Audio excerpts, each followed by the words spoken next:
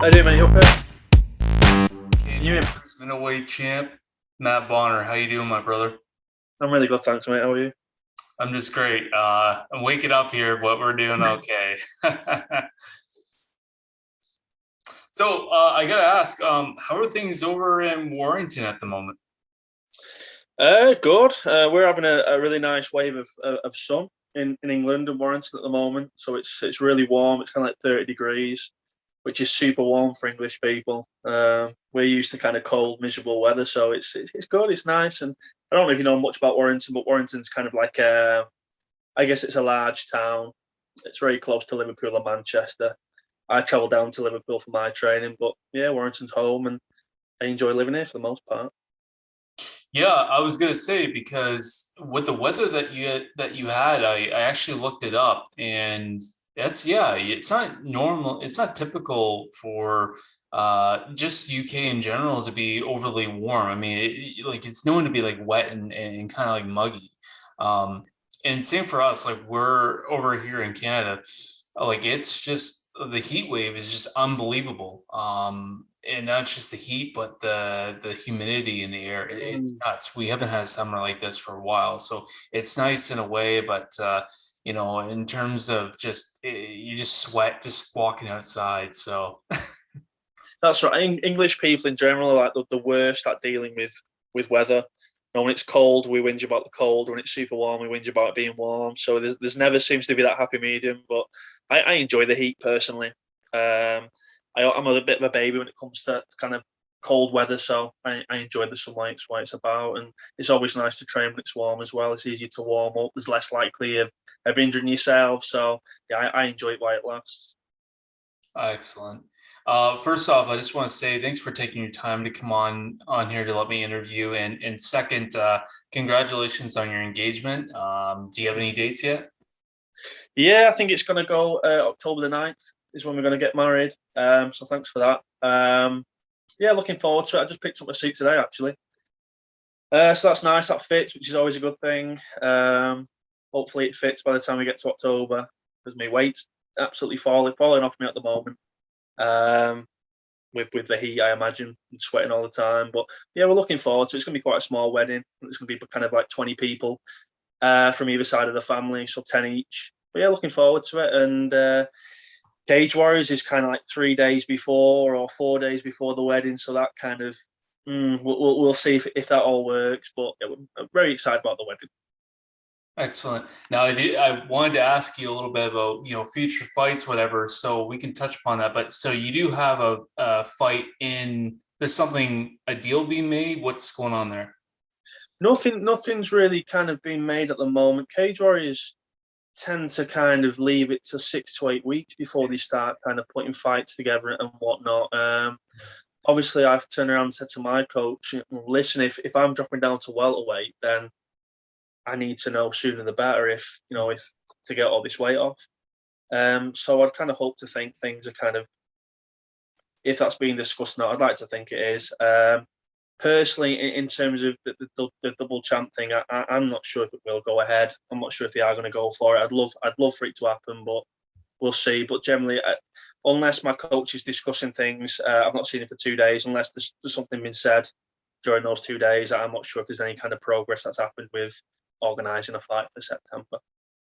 Yeah, I think it's, and nothing to discredit your winning streak or anything like that, but it is a bit of a risk on their part. They got to really think about matchups, contenders, etc. I mean, the guys are waiting in line to get that welterweight strap as well. Yeah, so I guess we'll see what happens. It'd be great to see that happen for you. I do want to touch upon that. Um, I wanted your opinion about something. I just read it. I don't know if it's bullshit, but I heard about things in the UK at the moment. The government are discussing about having like COVID passports to do a lot of things. Is there any truth in that, or what have you heard? Yeah, there's this kind of rumours coming from the government at the moment that if anyone wants to even go to a nightclub, sports event around September time, concert, anything like that, then they're going to have to have kind of like a vaccine passport. I suppose that'd be the thing to call it. You need to have two COVID jabs. and then you get this kind of paperwork or passport to allow you to go into nightclub shows, sports events. So unfortunately, that seems to be true. What's coming out, which I think is a shame. I very much do think if you want the COVID jab, then you should, or you don't want the COVID jab, then that is your choice. But that does seem like it's going to be kind of forced upon most of the population of the UK. Well, and it doesn't make sense to me because, like, what's to say a year down the road are they going to continue to do that? Like, why does it matter now versus 10 years down the road? Oh, I still haven't got my COVID vaccine. It doesn't. Yeah, I really don't understand it. I know that even if you do have the 2 jabs, you can still get COVID. You know, there's still a possibility of you getting COVID. So, yeah, again, there's kind of a little bit of an uproar going on in the UK at the moment, like there is in France and elsewhere in the world, where again we're being forced. We're kind of, that choice has been taken out of our hands, and I don't think that's kind of wise. I think we can go down kind of a bit of a slippery slope there in terms of human rights and whatnot. So hopefully, that doesn't happen, but it does. Unfortunately, like that's gonna take place in the coming months. For sure. Now, I do want to talk about the next generation. So, you previously just mentioned, though, that's over just in Liverpool. So at least about maybe 40 minutes away, I would assume. So Close, yeah. yeah. So what's the drive like? I'm sure you've gotten used to it. Yeah, it's super easy, to be fair. I mean, it is, we're probably talking about 20 miles, something like that, 35 to 40 minutes. I leave my house at 10 past 9 in the morning, and I'll get there for 10 to 10, something like that. And it's a pleasant drive. It's fine. I've always pretty much travelled for training. I used to live in Wales, which is to the left of England, for anyone who doesn't know. And I used to travel kind of an hour there and an hour back. It used to be like a 100-mile round trip. So for me to drive to Liverpool is fine. It fits in with my schedule. I don't work in the mornings or anything like that, so there's no conflict between work and training. So it's a nice, easy drive down to Liverpool.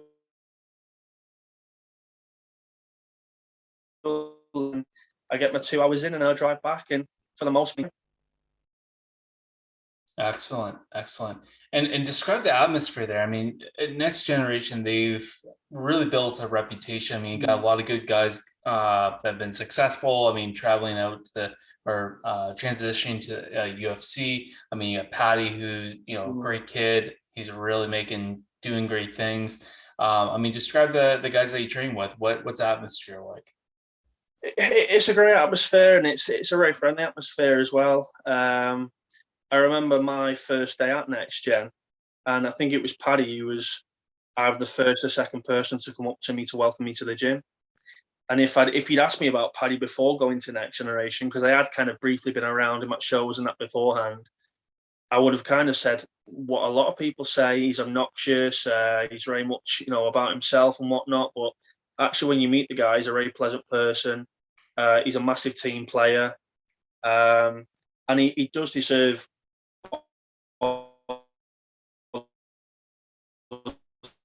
success that's coming his way. I do feel like most people that if he manages to win his next fight, a hell of a following anyway. I do believe he's probably got one of the biggest followings in Europe. You've got guys who will travel down from Liverpool to London when he was fighting on Cage Warriors, it's about a 3 or 4 hour journey. And you've got 500 people that would come down and watch him there. Loads of people who are tuning into UFC Fight Pass to watch him. So I do think he's like I say, I think he'll explode on the scene. And in terms of next generation, Paddy going to the UFC will open a door for everybody else who trains at Next Gen. That will dribble down to me and the up and coming guys, Nathan Fletcher, and obviously we've obviously got people in there already in the UFC. So the atmosphere is a very friendly one.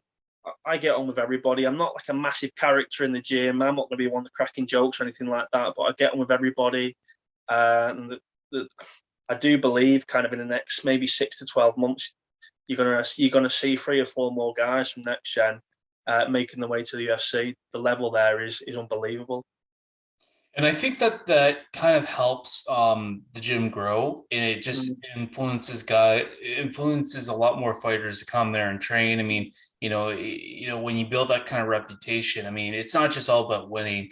There's a lot more to it than that. But when you start to develop that reputation to be able to have those coaches there to help those guys grow and get to bigger and better things, not to discredit Cage Warriors, but to get to the high level like UFC, mm. I mean, that just helps the gym grow, gets more people, gets more attention involved. 100%. And I think next year have a really good mix of guys there at the moment. I think kind of before I went there, maybe kind of 2 years ago, it was very much a Liverpool gym, a prominent Liverpool gym full of Scousers from the area. And now you're seeing kind of a few guys from Southport dribble in. There's obviously me from Warrington. There's people coming from all over the Northwest to come and train at Next Gen. So there's a really good mix. They've got guys who've been there from day one, like Paddy, who have made it to the UFC. They've got guys like myself, maybe, who have been there for 2 years. And my win streak and my rise to the world champion has come from Next Gen. That's undeniable. So you've got obviously very talented guys there. You've got very talented coaches who know what they're doing, and it is a very professional environment there as well. Yeah, and to add on that, I mean, looking at your pro career, I mean, you've had a little bit of losses, wins, but I mean, and you're on a four fight winning streak. So what's changed? Is it the change of gym? What has changed? I think there's kind of two or three changes. Again, the first one being what we've mentioned in terms of going to Next Gen and Hmm. having that structure and having those coaches. I mean, before I went to Next Gen, I was generally training myself for the most part. The coaches before that were guys who were going and doing a normal day job, a 40-hour work week, and then maybe doing 2 hours of coaching in the evenings. Where the coaches at Next Gen are professional coaches. These guys do it, every hour of every day. They're there in the gym. It's their day job. It's their passion, and it's their job obviously to get you up to the level you want to be.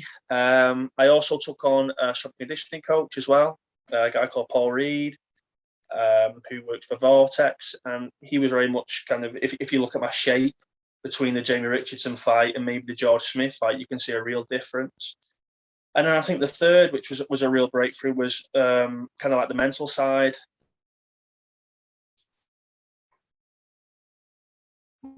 My mentality, which was the Jamie. I do believe that fight was probably the kind of mentality. I remember when I came out the Jamie Richardson fight, I messaged my girlfriend at the time and I said, I don't know why I do this anymore. I don't enjoy the training direction where I was enjoying it and I was looking to fight, and taking that kind of pressure that I put on myself and just looking to enjoy it, have fun, and again, it's all kind of skyrocketed since then. It's made a real turnaround in my career. Awesome, awesome. And I mean, obviously you were fortunate enough to be able to fight in 2020. I mean, a lot of people, a lot of fighters I think had that doubt in their mind. What am I gonna do now? But you were fortunate to fight towards the end of 2020. Did you have any of those thoughts going in your mind? Like, I'm not gonna be able to fight. What am I gonna do? I did. I have a twin brother, Daniel Bonner, and he's a professional Thai boxer. And he was one of the unfortunate guys who, like you've just mentioned, essentially had a year and a half off fighting. He's managed to get a fight about 3 months ago, and he won that nicely. But that was kind of our big worry was, we can't fight. Can we train? Are we allowed to train? So like you've mentioned, I was just very grateful to be able to train and to fight. Cage Warriors were kind of let by the government to allow kind of professional athletes to train. We just needed to show our contracts and whatnot to prove professional fighters. So I was very lucky, but certainly coming off the Jamie Richardson loss, that was the worry that I'm not going to be able to get back in there to redeem that loss and carry on with my career. I was very lucky that I was in, I was signed by Cage Warriors, and I've ended up fighting 3 times on the trilogies, which have been, again for me a big success. Mhm. And talking about the big fight that you won, I mean, Nathanius Frederick. You go in, you beat the guy, you win the middleweight strap. So what changed, and what were your emotions after winning? It was very much like a relief. I know that's kind of like a boring way of putting it, but I was just relieved. I think, I've been doing this for 20 years now. I started Thai boxing when I was 10 years old. I'm 30 years old now. And I always say to people who kind of want to get involved in the sport that if you're not careful, MMA or any kind of competitive sport will chew you up and spit you back out again. It's brutal. The injuries can be quite brutal as well. So there's very much that fear that you're going to put more into it than you're going to take out. For me to win the world title, that was my takeout. That was me saying, okay, I've if I was to retire tomorrow, or if I was to go on a 10-fight losing streak, God forbid, then I would still be very, very proud of being a world champion and of achieving that. So that's what I mean by relief. It was almost like I took the weight off my shoulders a little bit by being able to take something out of the sport and something to be proud of in 20, 30, 40 years time. Well, in looking at Frederick, I mean, the guy has always been known to have that one punch KO power. I mean, most of his wins have been knockouts. So, for you to go in and not just not get knocked out by him, but to be able to go in and smith the guy, I mean, what does that show? Like, what is that like? What I guess what does that show you as a fighter? I think it shows that again. Like you mentioned before, my record isn't outstanding, but what it does show is that I'm not afraid of fighting anyone. If you look at my record, then even the guys I've lost to have been very successful. There's UFC fighters there. There's guys who have gone on to fight for the UFC. So I think that the record kind of does me damage really in terms of it looks. 10-6 on one record doesn't look great, but if you study the guys I've lost to, it kind of redeems me in some respect. I think it shows that I've kind of progressed in terms of my submission game as well. That was probably all the way through the camp. We was talking about getting it to the ground and avoiding the one punch power and maybe him not being too kind of savvy on the ground or too technical on the ground. So again, I think it shows. I'm never there to step in and just kind of be happy to be fighting for a world title. I absolutely wanted to win the world title and believe that I could. And I believe that was kind of that counter to Frederick. He was going to come in and bring the power, and I was going to come in and be a little bit more technical, a little bit smarter, and as we know, most times that kind of attitude will win over the wild and more powerful, aggressive fighter. Mm-hmm. Now, we kind of earlier in this interview, we talked about you wanting to get that a shot at that welterweight strap. Obviously, we're not sure if they're going to give that to you or not. And obviously, with the way that they kind of announce fights only about 6 to 8 weeks ahead, I mean, that's kind of putting a lot of pressure on you to be able to cut your weight. So, are you kind of already preparing yourself for that weight cut, or trying to stay shape ready? What's the plan? Yeah, I'm kind of tidying up my diet as we speak, really. But the weight absolutely falls off me when I put the effort in. I was around kind of 195 pounds about maybe this time last week, and now I'm kind of getting close to 187 pounds. So the weight absolutely does fall off. I imagine I'll have to kind of get some kind of information this week for me to carry on losing weight, because what you don't want to do is lose the weight and then be a small middleweight. I still want to be, a nice chunky thick middleweight. But yeah, I will kind of continue to lose weight up until by the end of this week, and I'll discuss if there's any update with my coach, possibly tomorrow or the day after. But yeah, I mean, I'd love the shot at this double champ thing. I do actually think it's a good time to do it as well. I think the welterweight and the middleweight divisions are kind of in the same spot at the moment. There doesn't really seem to be like two really strong contenders from both weight classes. Obviously, we had the welterweight tournament that Ian Gary won, and that's kind of knocked off some of the number one contenders. Now they're on a loss, and they'll have to build their way back up to number one status. Justin Burnson looks strong at welterweight, so I think he could be a real prospect. I think you could put him versus me at welterweight. in terms of the middleweight division, I think that's very much the same. I've gone through, 4 really strong challenges in terms of George Smith, James Webb, Matt Inman, and obviously Frederick. And now those guys are there. They're going to have to do the same. They're going to have to go back and get a couple of wins and build their way back up to a title shot. So I do think it's a really good time for me to go down and do this double champ thing. It is whether or not Cage Warriors want to follow through and make that happen.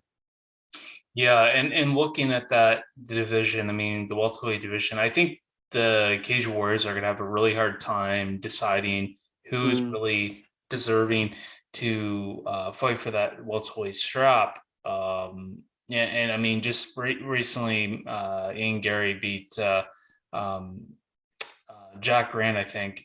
Right. And so, I mean, Jack Grant's out, which he was kind of a guy that, a lot of people are looking at that possibly if he had been in Gary, UFC would have been on his way, or a potential other champion going for another belt. So, like he's out. I mean, even maybe a guy like Mick Stratton, but he's only on 1 fight winning streak. So I think there's a lot of difficult things that are going on. So it would be kind of smart to throw your name in there. I mean, you're on the winning streak. I mean, you're the middleweight champ. So why not?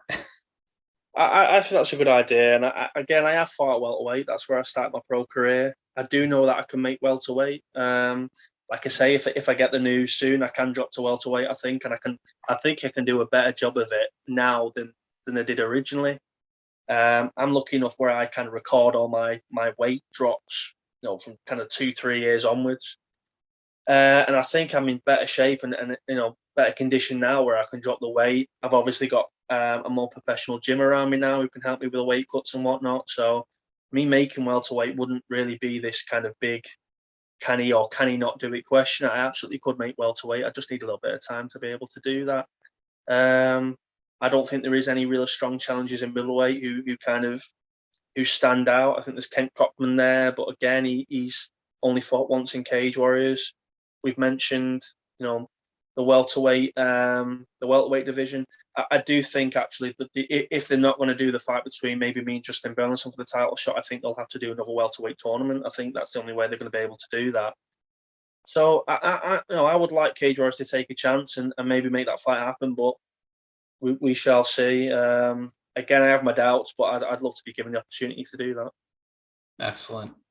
And just putting in there, so Cage Warriors, they just announced that they're going to be doing a show in San Diego. So this is probably the first time that they have an event outside the UK since I think August 2008. So what does this do for the organization, and what would you have liked to be on that card if given the opportunity?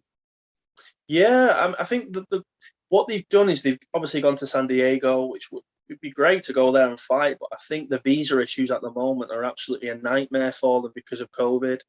Hence why they've kind of kept, all the fighters are around the San Diego area. There's no European fighters who are traveling over there to fight. I do think Graham has mentioned on a previous interview that he's done that after COVID's kind of disappeared and whatnot, or whatever happens with COVID, because none of us really know what's going to happen, that they would like to introduce the European fighters into the American shows and maybe vice versa. So that would be fun. It's always kind of a little bit of extra of fun and anticipation when it's a foreign fighter coming over. I think that adds a fun dynamic to it. But yeah, I've travelled abroad previously to fight, and I've always enjoyed it, had a good time. If it was San Diego or Las Vegas or anything like that, I'd absolutely love to go. And I guess looking at yourself, we've touched upon it again, being a double champ. Obviously, is that something just as a challenge, or is this to help enhance your chance of getting to the UFC? And if you're not already on your way to the UFC, when you won the middleweight champ or the middleweight strap, did you feel like at that point UFC contract may have been on the horizon? I can't. Yeah, I did. I think I do. I do think after the guys I have beat, these guys are top European fighters. None of those 4 fights were easy at all. George Smith was on a 5-fight winning streak. Matt Inman had 30 fights. I was his 31st. James Webb was a previous title contender or title holder. He held the middleweight championship. And then Frederick hadn't been beaten, I think, in 8 years or something like that. He was on an eight fight streak or whatever. But these are really strong guys. I do think it's the record, actually, the 10-6-1, which has kind of stalled the UFC contract. I have been told that, and about as much worse from a coach with his kind of contact with Graham Boylan and Cage Warriors.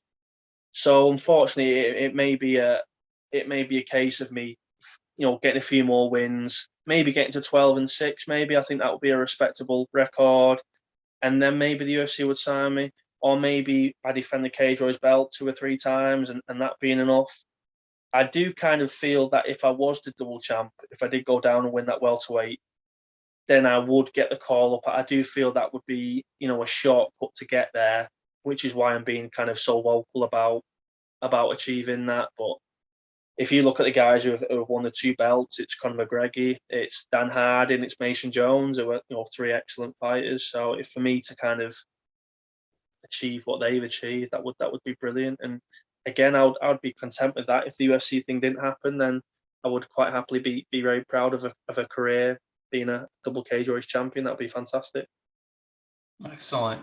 And just assuming that you do defend your middleweight strap, I mean, you've won 6 out of your last 7 fights. I think it's safe to say that you should have the right to kind of pick and choose. Who would you like to defend your belt against next? Yeah, that's a tricky one. I mean, I've had quite a lot of guys calling me out ever since I won the belt, which kind of tickles me a little bit.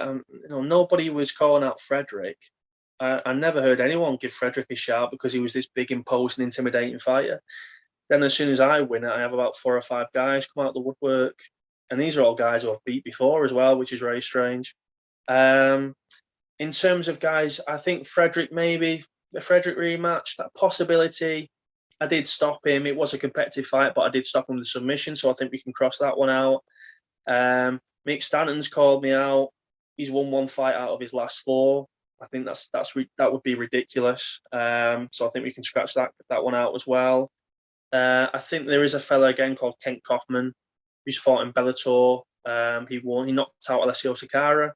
He fought Melvin Manoff. He did lose to Manoff. He's come over and beat a guy called Jamie Richardson, and he does look very strong. I'd imagine he's probably the closest thing to a title defense or to a title contender. So I think if that was to happen, or if the middleweight title defense was going to happen, I think it would have to be Kent Kaufman. I do actually think he should fight Frederick. I think that'd be a very interesting fight, and then whoever would win that fight would contend for the belt. Excellent. Now, if they do announce a fight, they need to get your last name right. They can't put Boner on there. They always get the name wrong, or they always get the record wrong, or I'm from Blackpool or Scotland or something. Yeah, they always tend to do that. But yeah, they need to get the name right. When you posted it on Instagram, did you actually just edit that, or was that legit? No, I edited that. Yeah, I edited that. But that's a name that's been called for the last kind of 28 years. So I'm used to being called that, and it's nothing that kind of hurts me feelings or anything like that. It's just a silly joke. But I always say you can't pick your nicknames or your surnames or anything like that. So it's just something you got to put up with. Of course. Does the guys in the gym give you shit for that? No, they're not too bad, to be fair. Yeah, the Scouse guys aren't too bad. It's kind of everybody but them. But yeah, it's kind of old school friends or something like that. Or I own a gym as well. I coach at another gym. I own a gym with my twin brothers, so it might be some of the guys kind of buzzing about there. But it's not said with kind of any kind of ill intention or anything like that. It's just a bit of a laugh, just a bit of a joke. Excellent. And before I go, I gotta get the story on that tattoo, that sleeve. What's going on there? This was yesterday, actually. Oh, yeah, right. I got this. Okay, yeah, it looks fresh. I've got a chest piece as well. These are the things that we've done in kind of the last 3 weeks. So I've got a full chest piece. Give me 2 seconds. I'll take this t-shirt off and I'll show you. Okay. So we've got. I don't know if you can see that very well.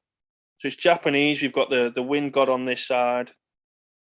We've got the thunder god on this side, and then we've got this kind of this sleeve. It's a lot of line work, but you can just about see the dragon's head there. Oh, right on. Hopefully we can get that kind of coloured in the next maybe month or so.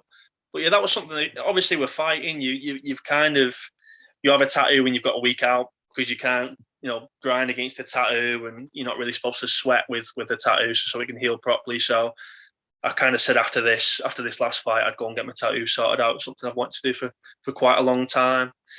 And then it was put back, obviously, because of COVID and whatnot. So I'm kind of pleased to get these done, and I'll get the other sleeve done at some point, and then see if I want a full bodysuit from there on. Excellent. And I guess I kind of lied. Lastly, you possibly have that fight in coming in September, October. So what are we expecting to see in your next fight? I did want to show more striking in the Frederick fight, and then he kicked me leg, he almost kicked me leg off, and I thought, you know what, I'll take this down instead. But yeah, I like to show my striking a little bit more. I've kind of worked really hard with a boxing coach, Nathan Brough, so I'd like to show that more. I'm doing an awful lot of work on the cage at the moment as well, because I really do feel like that is kind of my area where I can smash people up.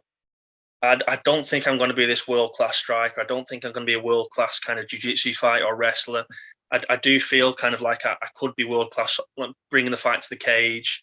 If you think of someone like Usman, his kind of style of taking it to the cage, beating people up, taking them down, that style really, really fits me. So that's kind of what I'd like to show in the upcoming fights, the improvement in the stand-up, and then this kind of horrible cage work, pressure, and damage that I can bring in and smash people up with that. Excellent. Matt, thank you for your time. I appreciate it. And, whenever that fight comes up, good luck, and we'll talk again soon. That sounds great. Thanks for having me on. It's been a pleasure, and have a good week. Thanks very much.